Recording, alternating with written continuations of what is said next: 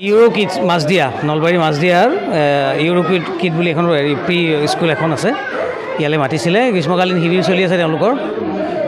তিনিদিনীয়া শিবিৰত আজিৰ দিনটোত মই আহি এনেই মত নিদিওঁ আৰু ল'ৰা ছোৱালীৰ লগত অকণমান ফূৰ্তি কৰিলোঁ নতুন স্কুল এখন ভাল লাগিছে পৰিৱেশটো ভাল ইয়াৰ গোটেই মুখ্য পৃষ্ঠপোষক হ'ল সনাতন মেধি তেখেতৰ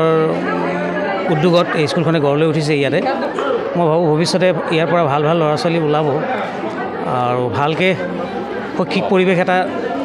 এনেও নলবাৰী শিক্ষাৰ হেৰি এটা আছেই মানে প্ৰাণকেন্দ্ৰ গতিকে শৈক্ষিক দিশটোত আগবঢ়াৰ ক্ষেত্ৰত এই স্কুলখনেও নিশ্চয় ভাল ল'ৰা ছোৱালীৰ জৰিয়তে ভাল শিক্ষা ব্যৱস্থাৰ জৰিয়তে ভাল শৈক্ষিক পৰিৱেশ গঠন কৰিব আৰু গোটেই অসমৰ সামগ্ৰিক শিক্ষা ব্যৱস্থাটোত এটা ভাল প্ৰভাৱশালী পদক্ষেপ ল'ব তাকে কামনা খুব ভাল লাগে কাৰণ নিজক দেখা পোৱা যায় নিজৰ যি ল'ৰালি নিজৰ যি চাইল্ডহুডটো